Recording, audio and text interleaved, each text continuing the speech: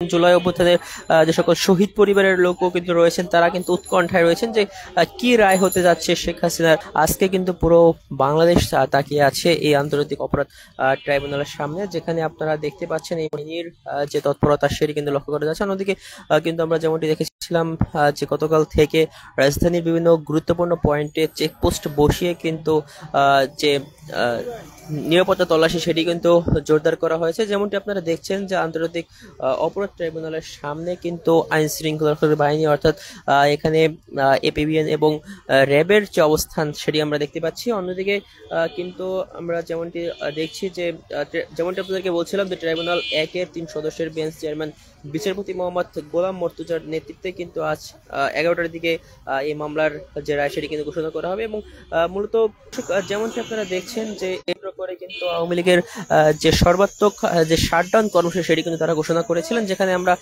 দেখতে পেয়েছি যে বিভিন্ন জায়গায় যে ককটেল বিস্ফোরণ এবং সেই সাথে যে বাসে আগুন লাগিয়ে দেওয়ার ঘটনাও ঘটে এবং বিভিন্ন জায়গায় কিন্তু গ্রামীণ ব্যাংকের সামনে যে ককটেল বিস্ফোরিত হয়েছে।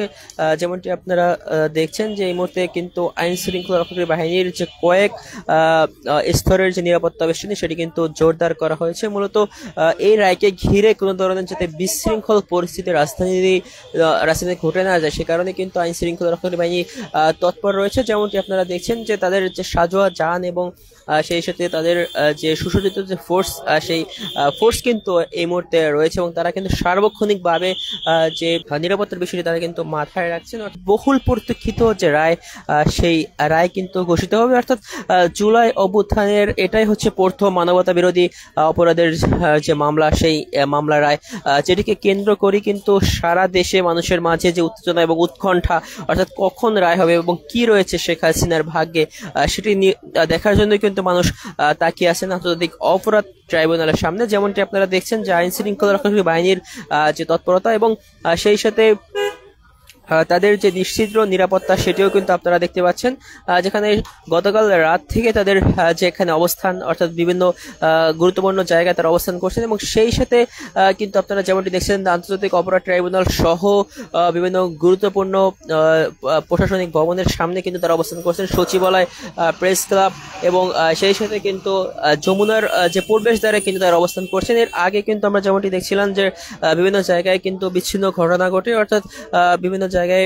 বিস্ফোরণ এবং বাসে অগ্নিকাণ্ড এবং আগুন লাগিয়ে দিয়ে কিন্তু দেশকে অস্থিতিশীল পরিস্থিতি করার চেষ্টা করেছিল। অন্যদিকে কিন্তু আমরা যেমনটি দেখেছি যে আইন শৃঙ্খলা রক্ষাকারী বাহিনীর যে তৎপরতা এবং তাদের যে তল্লাশি এবং সেই সাথে তৎপরতার কারণে কিন্তু বর্তমানে দেশের পরিস্থিতি স্বাভাবিক রয়েছে। যেমনটি আমরা দেখছিলাম যে সকাল থেকে কিন্তু রাজধানীতে চিরচেনা যে যানজট সেটিও কিন্তু বহাল রয়েছে, অর্থাৎ সবকিছু কিন্তু স্বাভাবিক রয়েছে এমনটি কিন্তু আমরা দেখতে পেয়েছি। এবং আজকে কিন্তু আওয়ামী লীগের পূর্ব ঘোষিত যে শাটডাউন কর্মসূচি সেই শাটডাউন কর্মসূচিকে কেন্দ্র করে কিন্তু সতর্ক অবস্থানে রয়েছে আইন শৃঙ্খলা রক্ষাকারী বাহিনী এবং কোনো ধরনের অপ্রীতিকর বা কোনো ধরনের যে নাশকতা এড়াতে কিন্তু সকল ধরনের যে প্রস্তুতি সেটি কিন্তু গ্রহণ করা হয়েছে। দর্শক, সেটি আপনাদেরকে দেখানোর চেষ্টা করছি। এই মুহূর্তে আন্তর্জাতিক অপরাধ ট্রাইব্যুনালের সামনে কিন্তু গণমাধ্যম কর্মীরা রয়েছেন এবং সেখানে আমরা যেমনটি দেখতে পেয়েছি যে আসামি অর্থাৎ যারা মামলা দিচ্ছে তাদের পক্ষের লোকজনও কিন্তু রয়েছেন, জুলাই অভ্যুত্থানের যে সকল শহীদ পরিবারের লোকও কিন্তু রয়েছেন, তারা কিন্তু উৎকণ্ঠায় রয়েছেন যে কি রায় হতে যাচ্ছে শেখ হাসিনার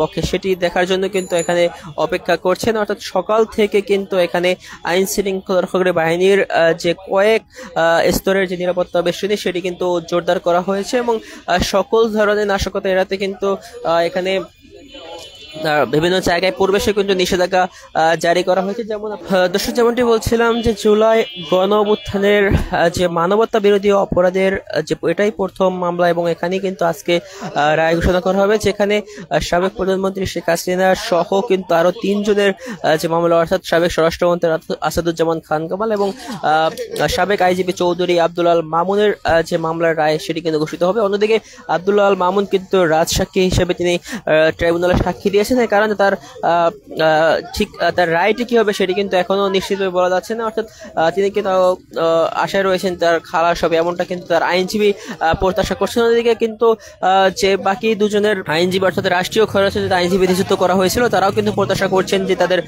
সরাসরি সম্পৃক্ততা না থাকায় তারা কিন্তু খালাস পেতে পারে। যদিও এই মুহূর্তে কিন্তু আপনারা দেখতে পাচ্ছেন যে আইন শৃঙ্খলা রক্ষাকারী বাহিনীর যে কয়েক স্তরে নিরাপত্তা বেষ্টনী সেটি কিন্তু জোরদার করা হয়েছে।